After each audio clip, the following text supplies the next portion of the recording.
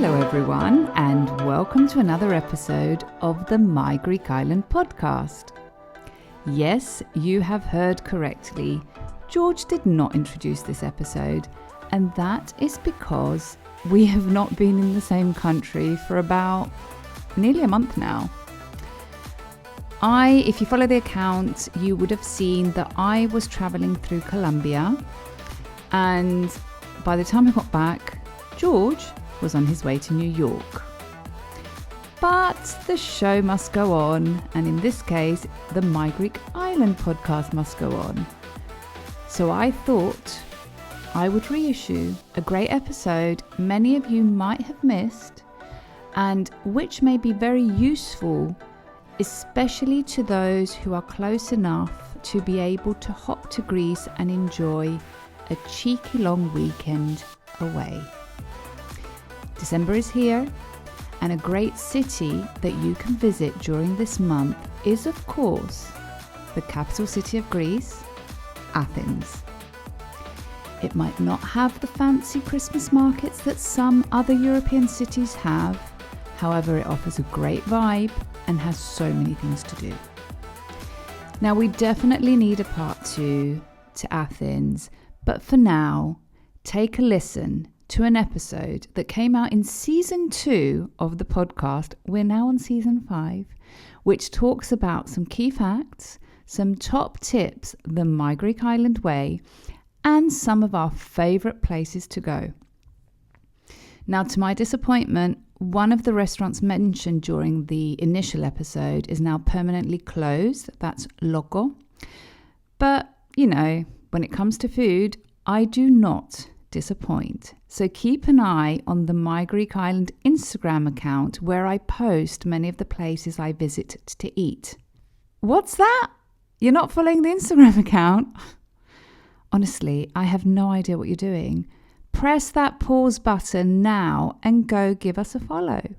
Right, enough from me. George, get back soon, please, so we can start recording again. This was a very, very long intro for just one voice to be heard. But anyway, without further ado, let's get in to today's episode, Athens, a Greekend. Hello everyone, and welcome to another episode of the My Greek Island podcast with your host George Tsunias and Maria Petrakou. Now today we're going to talk about a destination that is very, very close to my heart, somewhere that I lived for nearly 6 years and traveled to at least 3 times every single year. I would double that to 6, but anyway, that's just me. So I'm wondering if any of our listeners have already guessed the destination without seeing the title. But let's first do some housekeeping. If you're not following us on Instagram, I don't know what you're doing, and I don't know how you found this podcast. So head over to the gram now and hit that follow button on @MyGreekIsland. That's right, everyone. Now give us a follow so you can keep up to date with the My Greek Island adventures. And heading back to what we're going to talk about today, it is the capital city of Greece, Athens. Yay! And this is yay, fist pump. And this is a city we both love so much, and probably one of our common denominators as friends and now co-host. So without further ado, let's get into today's episode. Music please. Hello and welcome to another episode of the My Greek Island podcast, dedicated to take you, the wanderlust, on a journey through Greece. There are 227 inhabited Greek islands. Which one will you visit next? My Greek Island, with your hosts George and Maria.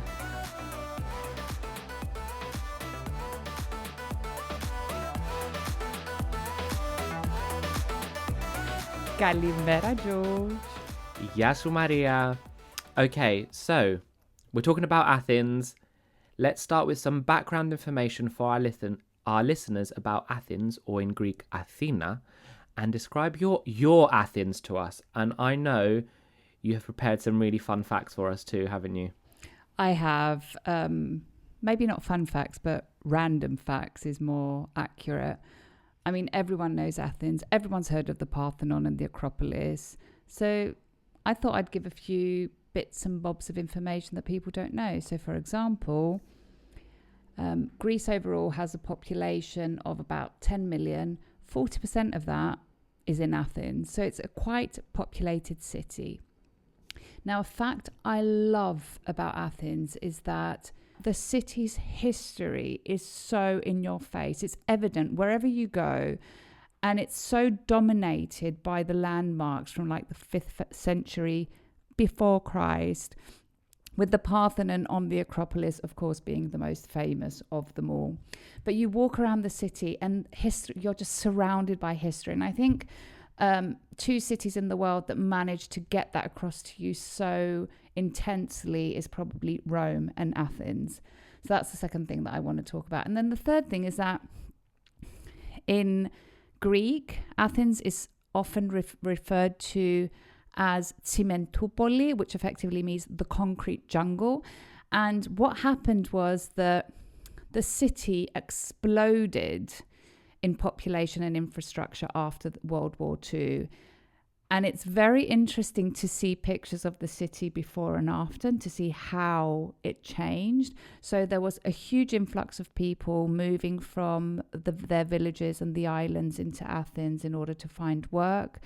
And the city just exploded overnight and lots of buildings. So you do have a lot of buildings coming up in the 70s, and hence why it was called the concrete jungle. And that came at a huge cost to the environment.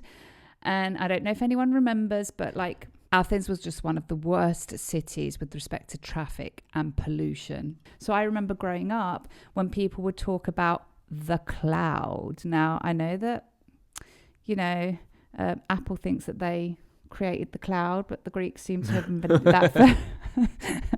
invented that first too. So the cloud is effectively what we refer to in Greek as the nephos, and what that was just a black cloud over the city of Athens from the pollution.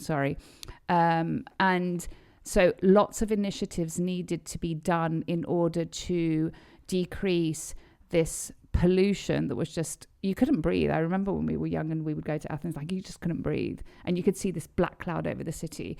So, and it's also, fun fact, one of the reasons why in 1996 the Olympic Games were not hosted in Athens because of all of this pollution. So the initiatives that were made were a new airport was created outside of the city, which is the airport which is referred to as Athens International Airport that we will fly into in today's age. And I actually remember flying into one of the old airports in Athens, which was the Elliniko, which you can now visit. There's a great project and initiative happening there. The underground, the metro or the metro station was built in order to decrease the number of cars, but also an initiative that happened back there and is still happening is that there is a restriction on the number of cars that can go into the city centre during the day. And the way that they do it is if your number plate ends in an odd or an even number, there's certain days that you can't go into the city centre for certain hours. So I think that's some fun facts about it. Now, to me, Athens is that concrete jungle in which you can look between the ugliness and find beauty in every corner. As long as you open your eyes and you turn around, you can see the history. So it's like a walk-through museum, which sometimes people get caught up in this concrete jungle and miss it. But if you take the time to stroll and explore, you will see it everywhere. And it's also a very vibrant city. It's got great weather, one of the best climates in the world. The coffee culture is something that describes Athens so well. You've got a coffee shop on every single corner in the city. The endless neighborhoods with the completely different characters. You walk down a street and you'll go from one neighborhood to the other, and it's just so different. And so it's like the diversity of the neighborhoods it is something interesting. The gastronomy, and I think everyone has probably figured out by now that I do like my food, and Athens is definitely a city, and Greece in general, but especially Athens, has a great gastronomic scene for those foodies. The nightlife, if you're into the clubs and the Greek music, is amazing. The theatres, and then two things that I really particularly enjoy about Athens is the fact that there are still small independent shops across the board, whether that's a coffee shop or a restaurant or a retailer where you're going to buy your clothes. You still have small independent shops, and those endless alleyways in Athens are just something that I absolutely love. Wow, you've basically said everything and more that I would say about Athens. Apart from that, I do feel very much at home, even though I was never born in Athens. I do have family there. I feel very much at home when I'm there. One thing you didn't mention, which you talked about the coffee culture and the endless coffee shops, is that we do have an episode on this podcast around Greece's coffee culture. So you missed that opportunity to plug it. Just leaving that there. Anyway, of course, we will talk and analyze each point as we go through the podcast. Do you know how Athens got its name, hun? Or I think that's probably my part to give a bit of history. So, I think are you going to leave it to me? That. Okay, so I will say a bit on this. Basically, the Athens got its name from the goddess Athena. So, according to ancient Athenian founding myth, Athena is the goddess of wisdom and war, and she competed against Poseidon, and they basically went to battle and battled it out. Poseidon struck the ground with his trident and a saltwater spring welled up, or in an alternative version, he gave Athenians a first horse. In both versions, however, Athena offered the Athenians the first domesticated olive tree, and Greece is famous for olive and its olive oil. Basically, girl power. Athena won. Woohoo, her name was given power. to the city, and the rest is herstory. Boom, boom, boom. But also, Athens was not Did always... you guys see what he did there? It's not history, it's her story. Also, Athens was not always the capital of Greece. Do you know what was before? I think it was Nafplio. Yeah, put you on the spot there. I didn't have that in our You did. notes. I was literally going to say, oh my God, is it Nafplio? The look on your face was like, oh my God, I didn't prepare for this. So we have to put a bit of a curveball sometime. So now we could talk about history endlessly about Athens. I'm not too huge fan of history. I just like to feel like I'm part of it when I'm walking around Greece. But we have decided to give this episode a slightly different angle and approach to Athens, giving you tips and tricks about how to spend a weekend in the city or a Greekend. Oh my God, yeah. I love that. So if any of you have not seen the campaign by the Greek Tourism Board, you have to. There was effectively, because Greece is actually closer to many countries, especially many European countries, than we think. And because, like in Europe, it's very common to have a small city break, and you'd usually go to Spain or to Copenhagen. You'd go to all of these countries, and Athens was never on the list for many people. Criminal. So, yeah.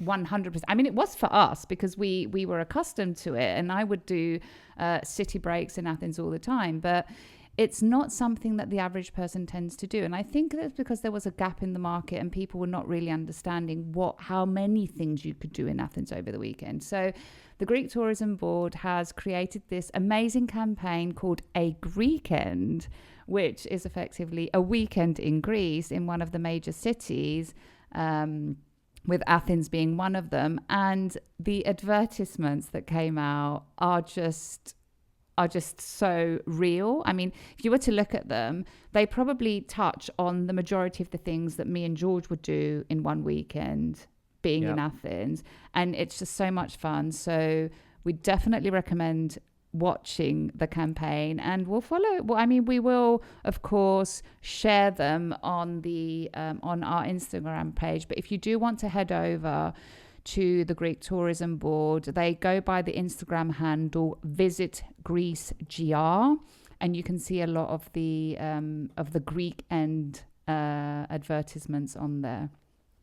Yeah. Okay, that's enough promo about the Greek Tourism Board. We should be bigging ourselves up, or they should sponsor this episode. Well, it's probably too late, but a future episode or a series. But seriously, we need to big us up, the My Greek Island crew, a bit more. Or if any of our listeners are social media or engagement gurus and want to give us some advice, our DMs are always open. I hope this doesn't get us into trouble, but yeah. do send us, and Greek Tourism Board, do sponsor us. We will be your voice. But yeah, so should we keep going before I get us into more trouble? Yeah. I mean, you have to be bold sometimes. Okay, so let's start with the basics. You're heading to Athens for a short getaway, a Greekend, or for our international listeners, they might be going there for 3 or 4 days as part of a wider trip. So what would you say? Is 3 or 4 days enough? I think that 3 to 4 days is definitely enough to give you a flavor of the city. However, I'm going to caveat, this is provided you stay somewhere convenient and close to the city centre, so you're not wasting time commuting and you're just mainly walking everywhere. Otherwise you might not get the full feel of the city within those 3 to 4 days. And when would you say is the best time to visit Athens? I mean, given the fact that it does have good weather, and in the winter it doesn't really get that cold, although there have been some snowstorms over the past couple of years. In general, you can go any time of the year. Now, what I personally would avoid is July and August, because it does tend to get quite hot during those months. And although if you were to go in July, August, just don't stay in the city centre. Do what me and George do and just stay down by the seaside, which is referred to as the Athens Riviera, which I think, George, we have said that we're going to do a dedicated episode on the Athens Riviera, but I think that's in the pipeline. Stay tuned. And in the pipeline. But I am going to say that one of my favourite months to visit Athens is September. The reason being that it's hot, but it's not that hot. And there's also a lot of theatrical performances or concerts in the ancient theatre in the Acropolis during that month, which is an open air theatre. So that's my personal favourite month. Although I mean, you know that I go so many times a year. So I would say any time a year is any great. time of year is a good time. So do we need a car, or if not, or if we do, how do we get to and from the airport to the city centre? Okay, let's keep it simple. You don't need a car in Athens. Parking in the city centre is an absolute nightmare. If you're going for a few days and you're staying there, it's not worth the hassle. To get to and from the airport, you have 3 options: the underground, a bus, or a taxi. Now, the underground, or the metro as the Greeks refer to it, runs from approximately 6 in the morning until 11:30 p.m. The journey lasts 40 minutes, and trains run approximately every 30 minutes. And the cost of the journey is €10 each way, or if you buy a return ticket, it's 16. And I think there's something that if it's 2 or 3 people traveling together, then the cost goes down even more. So if you're someone like me that suffers from a bit of motion sickness and can't be in the back of a cab for more than 15 minutes, then the metro is definitely a great option. Otherwise, you have the bus, which is about $5.50 and it runs 24 hours, just it runs less frequently at night. And you also have the option of a cab. Now, a great initiative that they did in Athens is that they imposed a flat fare for taxis from the airport to specific areas. So the city centre of Athens, which is often referred to as the Dactylio. So if you are going within the city centre, then during the day it's €40, and that's until midnight. And then from midnight until 5 in the morning, it's 55. So just bear that in mind. Of course, when you get to the airport, and you get to the queue where people are standing for the taxis, there are signs telling you about this and showing you where the city centre is for which the flat fare applies. Otherwise, you will be charged based on the taxi meter, but just bear in mind that whether you're going to the city centre or not, the taxi driver is obligated to turn on the taxi meter, but will charge you according to the flat fare depending on where you're going. Amazing. So very good top tip around the taxis there so you don't get ripped off. Now, we arrive in the city centre. Where are we staying? Okay, so my personal preference and where I will usually tend to stay is somewhere near the Square of Parliament, which in Greek is Syntagma, which is also a train station for the underground, for the metro, or the area of Kolonaki. And if I stay in the area of Kolonaki, I tend to stay in parts of it which are either close to the metro station of Syntagma or the metro station of Evangelismos. And the reason I choose these areas is because they're safe. You will never feel that you're in a dodgy area of Athens. It's easy to walk around everywhere, and it's also easy access to the metro station to get to and from the airport. Yeah, I've also stayed around the Theseo area, which I really like because it's very quiet and it's near like the Acropolis and all the museums. It's near the flea market as well, and it's generally very quiet, which is why I choose it. And that, sorry, George, and that area which you mentioned is close to another underground station which is called Monastiraki, which is also quite central.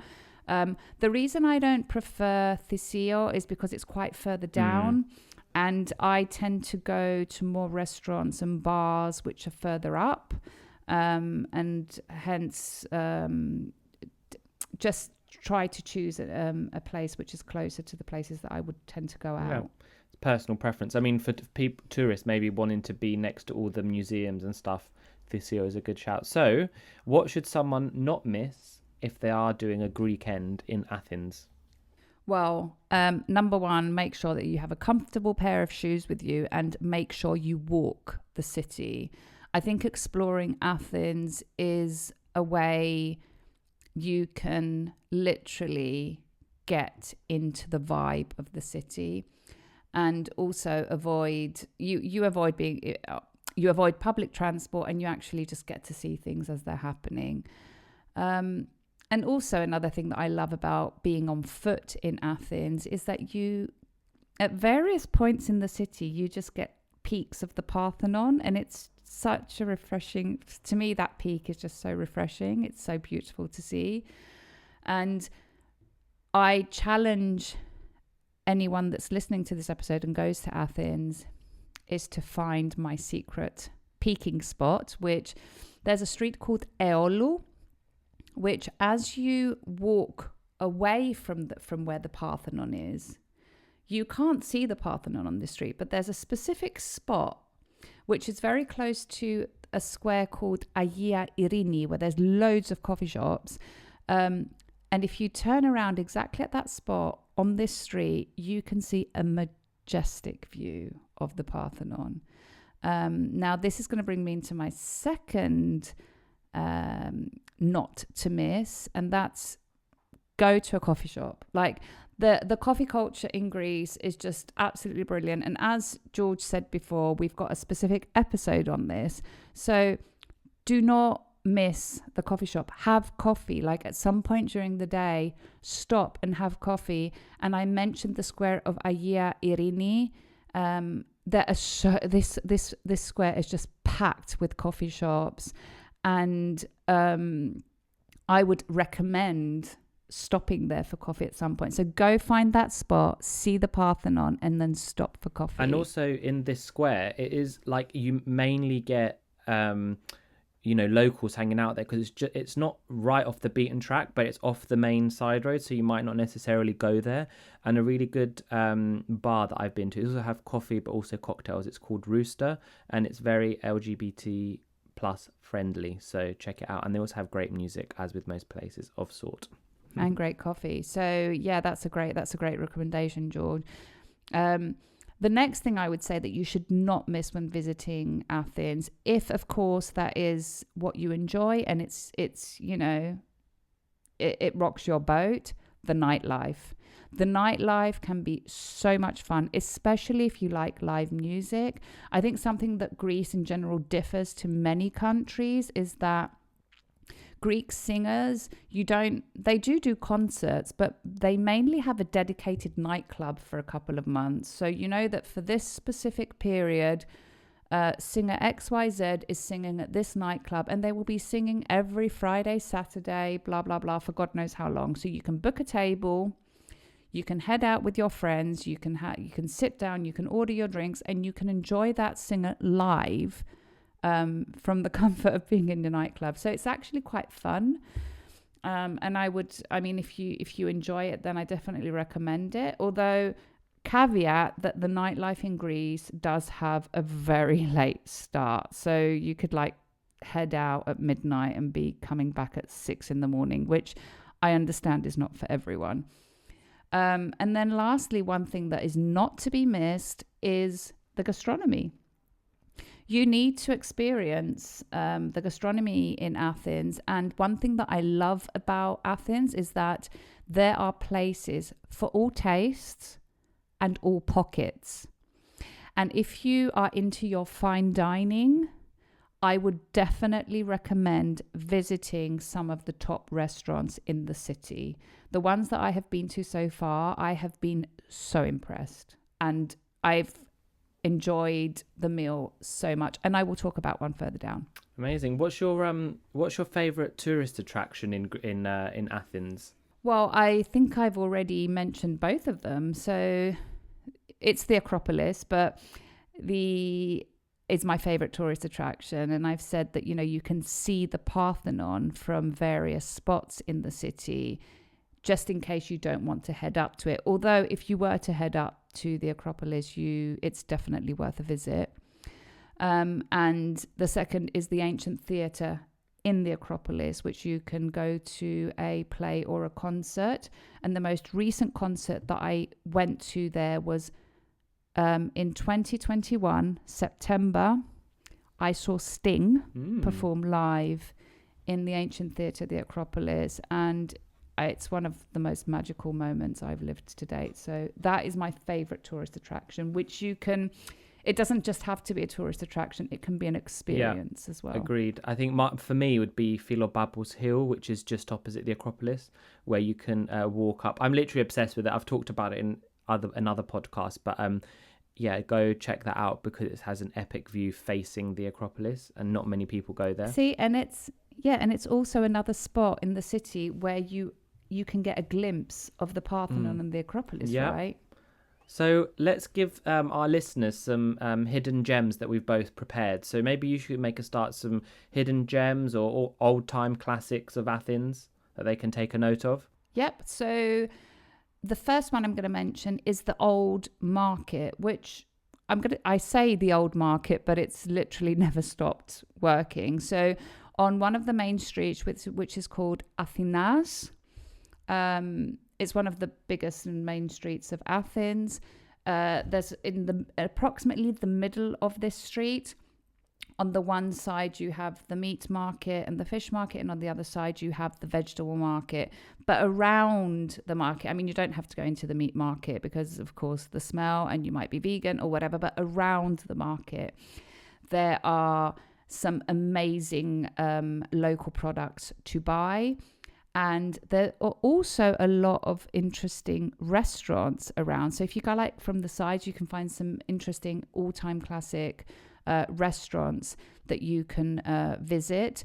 And I think recently a new kid on the block has entered the gastronomy scene that's actually in the market. And the market is referred to Varvagios. That's the name of it.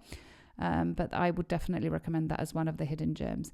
The second is going to be a restaurant, which is called Karamanlidi Katoufani. So if you like your cold cuts and your cheeses, it's a great hidden gem to go and eat. But I would definitely recommend being more than two people or not being alone, like being a nice sized company, because in order to experience what they have to offer, you need to order quite a bit and the portions are quite big.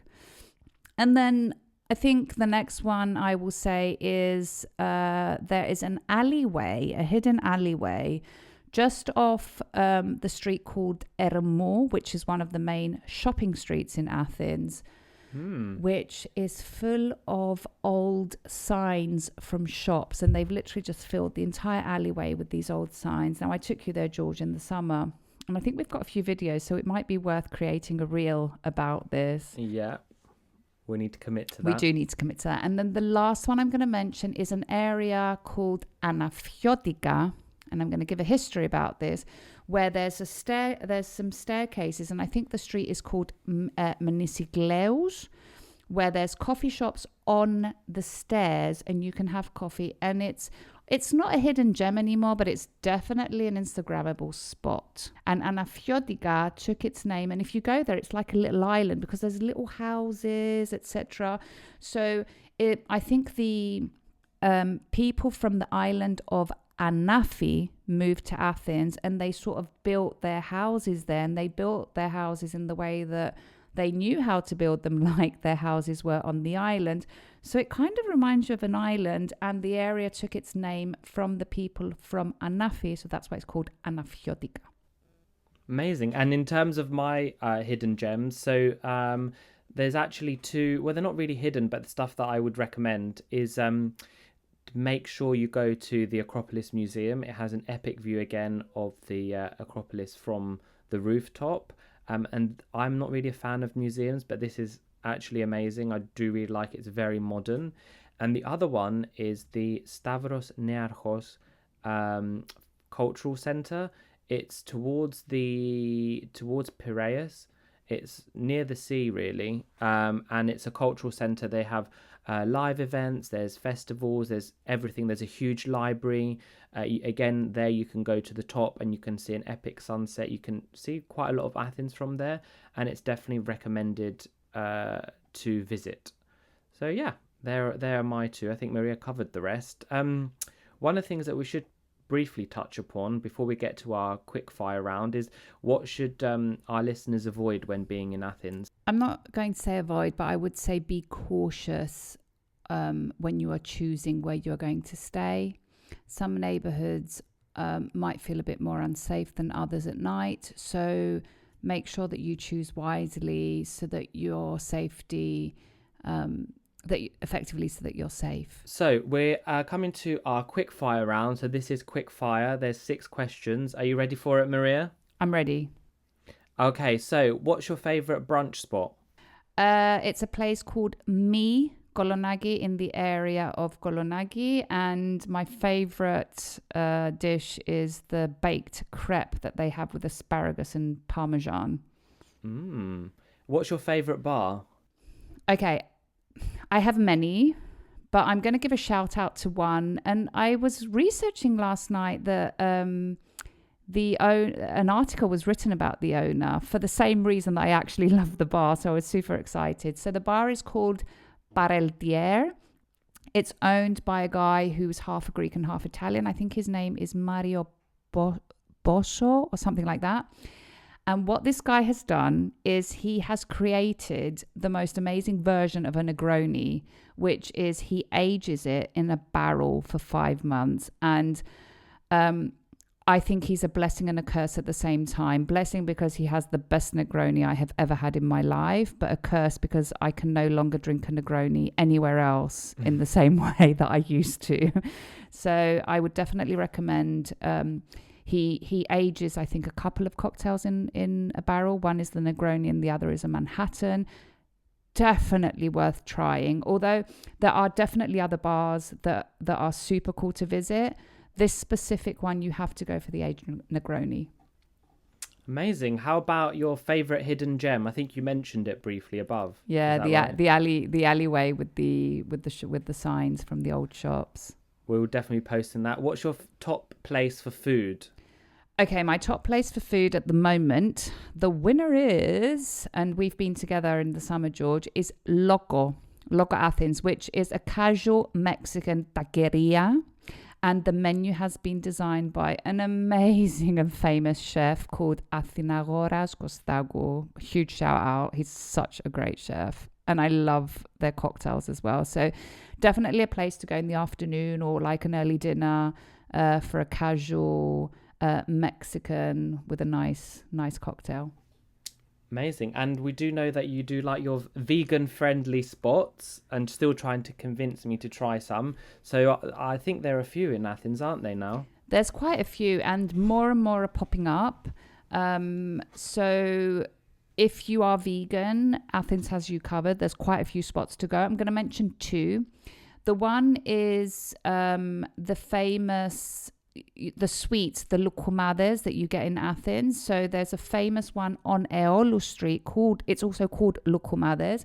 And because honey is not vegan, they have created versions of loukoumades which are vegan. So shout out for them. The second one I'm going to mention is Avocado, which is in the city centre just off Ermou Street. It's veggie, vegan only. And you can have a delicious meal there. And I just want to give a shout out to one of the fine dining restaurants that opened last year. It's called Soil, and it's in a beautiful neoclassical building in the area of Bangradi. And we visited last year. I don't know if they still do this, but when we visited when they first opened, they did create a veggie / kind of vegan version to the tasting menu to accommodate us, and I hope they still do it because it was actually an amazing experience. And I'm super happy because they've now received a Michelin star, but they also have received a Michelin green star, which means they're also sustainable gastronomy. Ooh. That's very cool. That's really cool. I mean, that's where you went last year for your birthday, right? Yeah, that is, yeah. And I heard it was really good, yeah. And finally, what is your favourite shop? Now, you mentioned there's lots of little independent ones, but which ones are your favourite? So my favourite are two. The one, I mean, I love my jewellery as well. So there is a jeweller in Athens. Her name is Margarita Meitani. And what she does is she engraves quotes from famous Greek poems on her jewellery. So I would definitely visit her. She's located on Leka Street. That's where her studio is, where she does all of her work. Is it a studio that you would refer to it in Greek? In English, studio. Sorry. Studio. In Greek is like ergastiri in Greek. Is that what her we studio say? or workshop. Her workshop is this. And I've also, if you have time, I mean, I have a custom-made ring for Margarita with a quote that I asked her to engrave on my ring. So if you have time for her to create that for you, then that's a great shout. And then the second shop that I absolutely love is a third-generation hat shop, which is called Giorgio Hatta. Where you can get your hats for summer or winter. They have such a great collection, and that is on Voreo Street, which is very close to the station of Monastiraki. So, George, shall I fire those questions right back at you? Yeah, I mean, I think I've only got 4, but yeah, go for it. Let's see what mine are. Okay, so favourite brunch spot? So my favourite brunch spot is right in the centre in Psyri, and it's called Zambano. It has an epic brunch. Yes. It's one that you're yet to try. And another one that I've just remembered is called Ergon. So it looks like Ergon. It's on Mitropoleos Street. It's a new one. It's got like a deli and then there's a rooftop. With although Ergon does exist in London as well. It's the same brand. It's the same brand. It's the same brand. Yeah. Yep. So that's mine. Okay, and then favourite bar? So basically, I'm not too precious around cocktails. And I mean, obviously quality would be good, but I like most bars with a rooftop, if I'm honest. So make sure when you are in the centre of Athens that you look up, not just ahead and around, look up, because many of the buildings, or not many, a lot of buildings will have a rooftop bar perched on them where you can just have your cocktail or your coffee or your non-alcoholic drink and look at the Acropolis, especially in the evening. Epic. And what's your favourite hidden gem? So my favorite hidden gem, I usually go every year. This is mainly for summer. It's in Monastiraki, right in the center.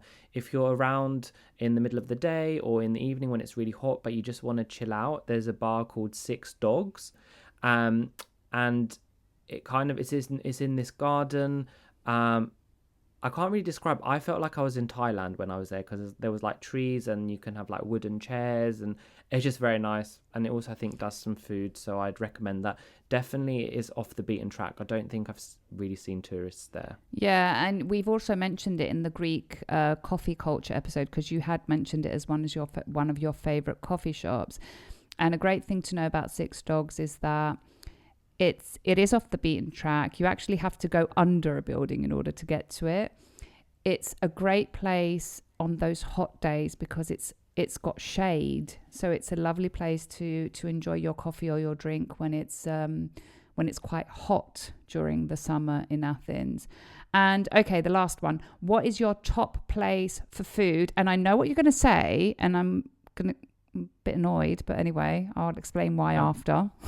Okay, well, my favorite place that I got introduced to by my other friend called Maria is called Nolan, which is very hard to get a reservation in. Mm-hmm. I would say it's top-notch food for a good price. I had this Korean fried chicken, which was amazing, and it actually infuses Greek and I think Asian style cuisines together. But if you do go there, it is in the center. You need to book in advance. Yeah. What are you going to say about it? It does have a famous chef from like some sort of Greece's top chef or something, whatever it's called, master chef. But I mean, I didn't know that. What I was going to say is that it's very difficult to get a reservation, and it's a very small restaurant. And I've been trying to book for next month and it's fully booked. So that's why I'm annoyed, because I've been wanting to go to this restaurant for years and I haven't managed to do so because it's just always fully booked. Yeah. No, I think we were just lucked out to get there. So yeah, Nolan. So as with every podcast, we have a Greek word of the day. And I think we both can agree that we have a deep love for Athens. So the word of the day is going to be I love Athens, which is Αγαπώ την Αθήνα. Αγαπώ την Αθήνα. Or we could say another way of saying I love Athens, which is sort of I adore Athens, is λατρεύω την Αθήνα. Did you hear how I rolled my R, George? Λατρεύω την Αθήνα. Λατρεύω την Αθήνα. Okay. Right, my Greek Islanders, I think this comes to the end of another episode of this podcast. So thank you, George, for giving me and our listeners your tips in addition to mine on this episode.